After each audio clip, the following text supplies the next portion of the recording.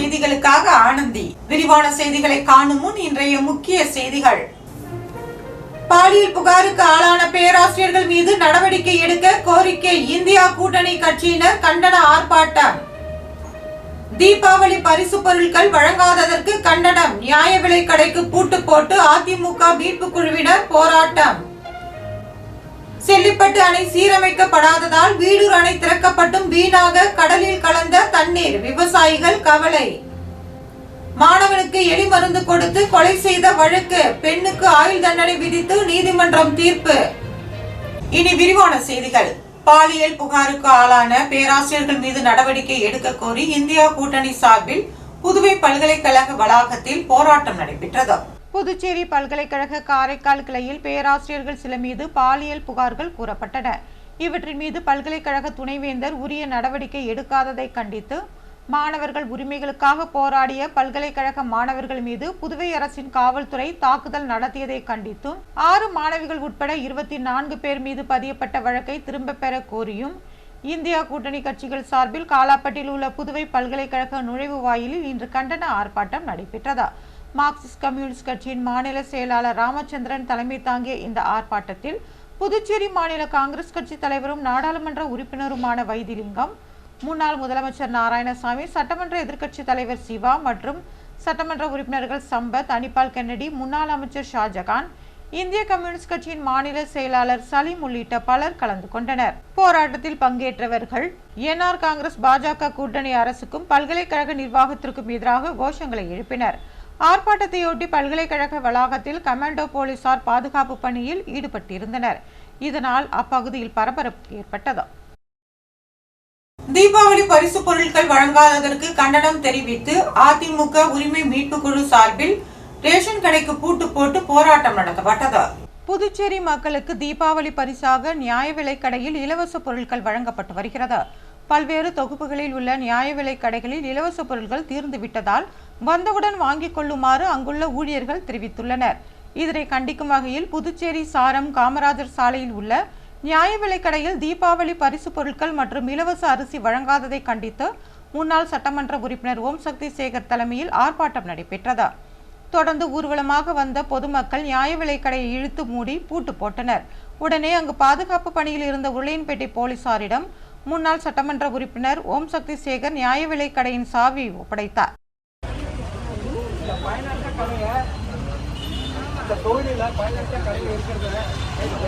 புதுச்சேரி மாநிலத்தினுடைய அரசை கண்டித்து நெல்லித்தோப்பு தொகுதிக்கு நியாயம் கிடைத்திடவும் அரசு அறிவித்த தீபாவளி இனாம் கிடைத்திடவும் இந்த தொகுதி மக்களுக்கு கடந்த சில மாதங்களாக வழங்கப்படாத அரிசியை வழங்கிட வேண்டியும் இன்றைய தினம் இந்த பூட்டு போடும் ஆர்ப்பாட்டத்தை நாங்கள் செய்திருக்கின்றோம். கொடுக்காத பட்சத்தில் மாநில தழுவிய மிகப்பெரிய ஒரு போராட்டத்தை நாங்கள் எடுத்து நடத்துவோம் என்பதை கூறிக்கொள்கின்றோம். செல்லிப்பட்டு அணை சீரமைக்கப்படாததால் வீடூர் அணை திறந்தும் மழைநீர் முழுவதும் கடலில் கலந்ததால் விவசாயிகள் வேதனை அடைந்துள்ளனர். விழுப்புரம் மாவட்டம் வீடூர் அணை நீர்மட்டம் உயர்வால் விழுப்புரம் மாவட்ட ஆட்சியர் அறிவிப்பின்படி வீடூர் அணையிலிருந்து சுமார் 5647 கன அடி நீர் திறக்கப்பட்ட நிலையில் சங்கராபரணி ஆற்றின் நீர்வரத்து அதிகரித்து நீர் ஆர்ப்பரித்து ஓடியது. மேலும் 10 கண்ணு அருகே உள்ள செல்லிப்பட்டு கிராமத்திற்கு பெருமை சேர்த்த வகையில் பிரெஞ்சு காலத்தில் கட்டப்பட்டிருந்த சங்கராபரணி ஆற்று செல்லிப்பட்டு படுகை அணை கடந்த 2 ஆண்டுகளுக்கு முன்பாக பழுதடைந்த நிலையில் அணையின் நடுவில் உடைப்பு ஏற்பட்டு சரி செய்யப்படாததால் தற்போது வீடூர் அணை மற்றும் சுற்றுவட்டார பகுதிகளில் உள்ள குளம் குட்டைகள் நிரம்பிய நீரும் வீணாக கடலில் கலப்பதாக விவசாயிகள் மற்றும் அப்பகுதி மக்கள் தெரிவித்துள்ளனர். மேலும் இந்த படுகை அணை சுற்றுலா தலமாக இருந்ததாகவும் புதுச்சேரி மற்றும் தமிழக மற்றும் பல்வேறு மாநிலங்களில் இருந்து ஏராளமான சுற்றுலா பயணிகள் நேரில் வந்து படுகை அணையை கண்டுகளித்து சென்றதாகவும் தற்போது படுகை அணை உடைந்துள்ளதால் சுற்றுலா பயணிகள் ரசிக்க முடியாமல் ஏமாற்றுடன் செல்வதாகவும் விவசாயிகள் தெரிவித்துள்ளனர். விவசாயத்திற்கு இந்த படுகை அணை நீர் சேமிப்பு மிக உதவியாக இருப்பதாகவும் தற்போது நீர் சேமிப்பிற்கான வழி இல்லாததால் விவசாயம் பயிர் செய்வது பெரும் கேள்விக்குறியாகி உள்ளதாகவும் விவசாயிகள் வேதனை தெரிவித்துள்ளனர். மாணவருக்கு எலி மருந்து கொடுத்த வழக்கில் மாணவியின் தாய்க்கு ஆயுள் தண்டனை விதித்து காரைக்கால் நீதிமன்றம் உத்தரவிட்டுள்ளது. காரைக்கால் நகர பகுதியான நேரு நகரில் தனியார் பள்ளியில் 8ஆம் வகுப்பு படித்து வந்த மாணவர் பாலமணிகண்டன்.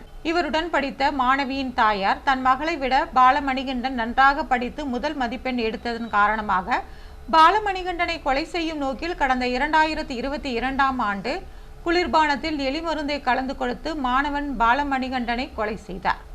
இந்நிலையில் குளிர்பானத்தில் எலிமருந்து கலந்து கொடுத்த சகாயராணி விக்டோரியா கைது செய்யப்பட்டு சிறையில் அடைக்கப்பட்டார். இது குறித்த விசாரணை காரைக்கால் நீதிமன்றத்தில் கடந்த 3 ஆண்டுகளாக நடைபெற்று வந்தது. இந்த வழக்கில் தீர்ப்பு வழங்கப்பட்டது. அரசு தரப்பில் வழக்கறிஞர் செல்வமுத்து குமாரசாமி குற்றவாளி சகாயராணி விக்டோரியாவிற்கு தூக்கு தண்டனை அளிக்குமாறு வாதாடினார். வாதத்தை கேட்டு நீதிபதி தூக்கு தண்டனை கொடுக்கும் அளவிற்கு வழக்கில் முகாந்திரம் இல்லை என்று தெரிவித்து சகாயராணி விக்டோரியாவிற்கு ஆயுள் தண்டனையும் 20,000 ரூபாய் அபராதமும் அளித்து தீர்ப்பு வழங்கினார். திண்டிவனத்தில் கடந்த 6 மாதங்களுக்கு முன்னர் அமைக்கப்பட்ட பாலம் மழை நீரினால் உள்வாங்கியது. கடந்த ஆண்டு ஏற்பட்ட புயலின் காரணமாக மழை வெள்ளத்தில் திண்டிவனம் நாகலாபுரம் பகுதியில் உள்ள பாலம் வெள்ள நீரில் அடித்துச் செல்லப்பட்டது. இதனால் அப்பகுதியை சேர்ந்த பொதுமக்கள், பள்ளி மாணவ மாணவியர் சிரமத்திற்கு ஆளாயினர். இந்நிலையில் நகராட்சி நிர்வாகம் சார்பில் கடந்த 6 மாதங்களுக்கு முன்பு வருவாய் நிதியில் சுமார் 8 லட்சம் ரூபாய் மதிப்பீட்டில் சிமெண்ட் பைப்புகளை கொண்டு தற்காலிக பாலம் அமைக்கப்பட்டது. இது குறித்து நகரமன்ற உறுப்பினர் சின்னசாமி அவ்வப்போது நடந்த நகரமன்ற கூட்டத்தில் அப்பகுதியில் தற்காலிக பாலம் அமைக்க வேண்டாம் என்று கேட்டுக்கொண்டிருந்தார். ஆனால் அதனை யாரும் செவிசாய்க்காமல் கமிஷன் கிடைக்கும் என்பதற்காக நகராட்சி நிர்வாகம் அவசரமாக சிமெண்ட் குழாய்களை வைத்து பெயரளவிற்கு அப்பகுதியில் தற்காலிக பாலம் அமைத்தது. இந்த பாலம் கடந்த சில தினங்களாக பெய்த சாதாரண மழைக்கு உள்வாங்கி போக்குவரத்திற்கு பயனற்று மக்கள் அவதிப்படும் நிலையில் உள்ளது. நேற்றிரவு திண்டிவனம் பழைய பேருந்து நிலையம் அருகே அமைக்கப்பட்டு வரும் மேம்பாலத்தை பார்வையிட்ட முன்னாள் அமைச்சர் செஞ்சி மஸ்தான் கிடக்கல் ஏரியில் இருந்து வெளியேறும் உபரி நீரை அந்த புது பாலத்தின் வழியாக திறந்துவிட அதிகாரிகளுக்கு அறிவுறுத்தியுள்ளார். அதன் பேரில்தான் நீர்வரத்து அதிகரித்து இந்த தற்காலிக பாலம் உள்வாங்கியதாக பொதுமக்கள் குற்றம் சாட்டியுள்ளனர். தேங்காய்திட்டு அய்யனார் கோவில் வீதியில் கருமாதி கொட்டகை அமைக்கும் பணியினை சட்டமன்ற உறுப்பினர் பாஸ்கர் என்கிற தட்சிணாமூர்த்தி தொடங்கி வைத்தார். புதுச்சேரி நகராட்சி அரியாங்குப்பம் தொகுதி தேங்காய்திட்டு அய்யனார் கோவில் வீதியில் கருமாதி கொட்டகை அமைக்கும் பணிக்காக சட்டமன்ற உறுப்பினர் தொகுதி மேம்பாட்டு நிதியின் கீழ் 21,26,877 ரூபாய் நிதி ஒதுக்கீடு செய்யப்பட்டுள்ளது. இந்நிலையில் அதற்கான பூமி பூஜை நடைபெற்றது. சட்டமன்ற உறுப்பினர் பாஸ்கர் என்கிற தட்சிணாமூர்த்தி கலந்து கொண்டு பூமி பூஜை செய்து பணியினை தொடங்கி வைத்தார். நிகழ்ச்சியில் புதுச்சேரி நகராட்சி ஆணையர் கந்தசாமி, செயற்பொறியாளர் சிவபாலன், உதவி பொறியாளர் வெங்கடாச்சலபதி, இளநிலை பொறியாளர் ஞானசேகரன் மற்றும் ஊர் பொதுமக்கள் கலந்து கொண்டனர்.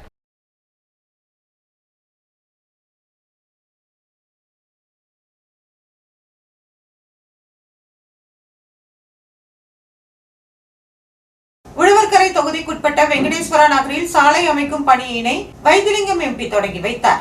புதுச்சேரி உழவர்கரை தொகுதிக்குட்பட்ட ரெட்டியார்பாளையம் ஸ்ரீ வெங்கடேஸ்வரா நகர் லெனின் வீதி 2வது குறுக்கு தெருவில் பாராளுமன்ற உறுப்பினர் மேம்பாட்டு நிதியிலிருந்து சாலை அமைப்பதற்கான பூமி பூஜை நடைபெற்றது. பாராளுமன்ற உறுப்பினர் வைத்திலிங்கம் தலைமையில் நடைபெற்ற இந்நிகழ்ச்சியில் சட்டமன்ற உறுப்பினர் சிவசங்கரன், உழவர்கரை தொகுதியின் முன்னாள் சட்டமன்ற உறுப்பினரும் துணை சபாநாயகருமான எம்என்ஆர் பாலன் ஆகியோர் கலந்து கொண்டனர். நிகழ்ச்சியில் பொறியாளர் சிவகுமார், இளநிலை பொறியாளர் கலிவரதன் மற்றும் காங்கிரஸ் கட்சி நிர்வாகிகள், ஊர் முக்கிய பொதுமக்கள் கலந்து கொண்டனர்.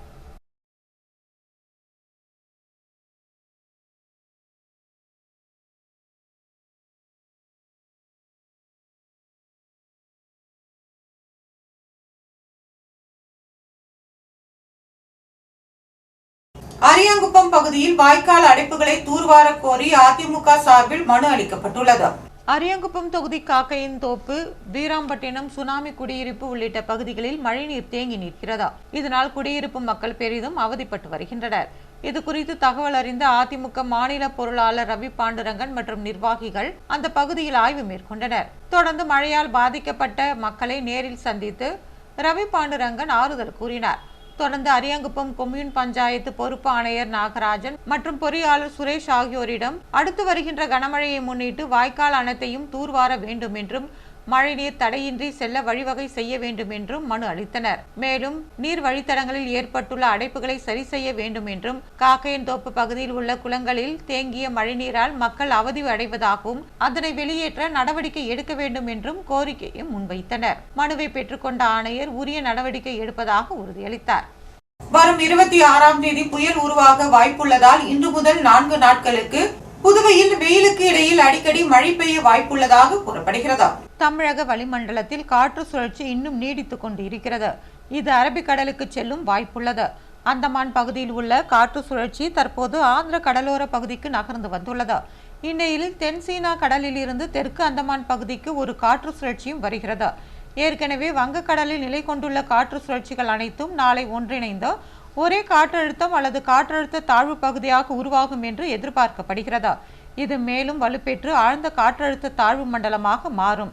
பின்னர் 26ஆம் தேதி புயலாக உருவாகும் வாய்ப்புள்ளது. இது ஆந்திர மாநிலத்தில் கரை கடக்கும் என்று எதிர்பார்க்கப்படுகிறது.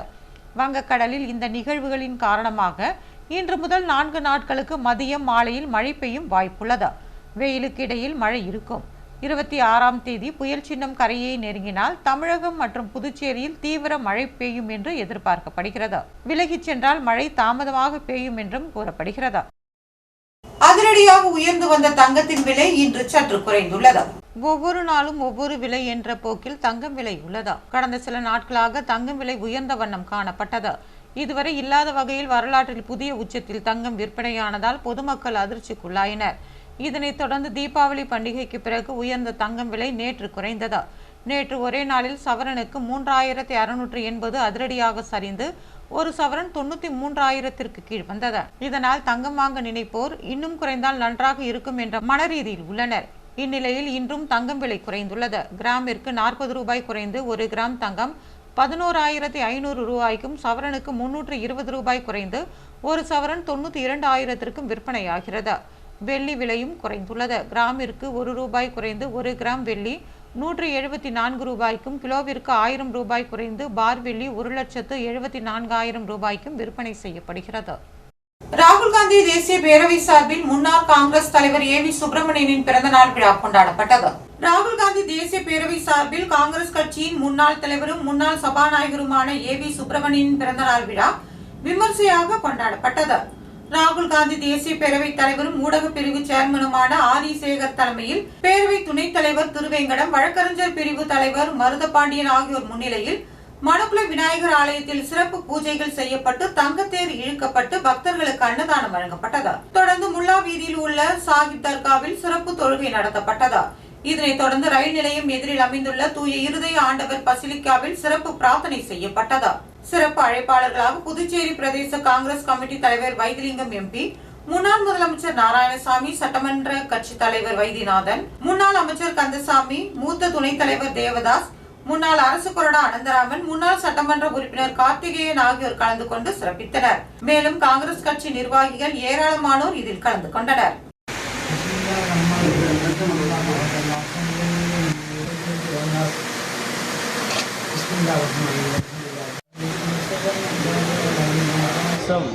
அவர் தாயின் கருவறையில் உருவாக்கிய அந்த நொடி பொழுதிலிருந்து இதோ இந்த நேரம் வரை இங்கு வந்திருக்கின்ற ஒவ்வொருவருக்குமே உங்களுடைய ஆசீர்வாதம்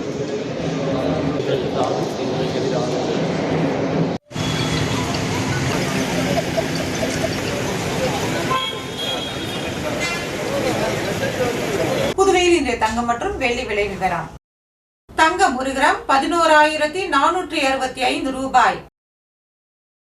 ஒரு சவரன் தங்கம் 91,720 ரூபாய். வெள்ளி 10 கிராம் 1,710 ரூபாய். மீண்டும் இன்றைய முக்கிய செய்திகள். பாலியல் புகாருக்கு ஆளான பேராசிரியர்கள் மீது நடவடிக்கை எடுக்க கோரிக்கை. இந்தியா கூட்டணி கட்சியினர் கண்டன ஆர்ப்பாட்டம். தீபாவளி பரிசு பொருட்கள் வழங்காததற்கு கண்டனம். நியாய விலை கடைக்கு பூட்டு போட்டு அதிமுக மீட்பு குழுவினர் போராட்டம். செல்லிப்பட்டு அணை சீரமைக்கப்படாததால் வீடூர் அணை திறக்கப்பட்டும் வீணாக கடலில் கலந்த தண்ணீர். விவசாயிகள் கவலை. மாணவனுக்கு எலி மருந்து கொடுத்து கொலை செய்த வழக்கு. பெண்ணுக்கு ஆயுள் தண்டனை விதித்து நீதிமன்றம் தீர்ப்பு. இத்துடன் செய்திகள் நிறைவு பெறுகிறது. வணக்கம்.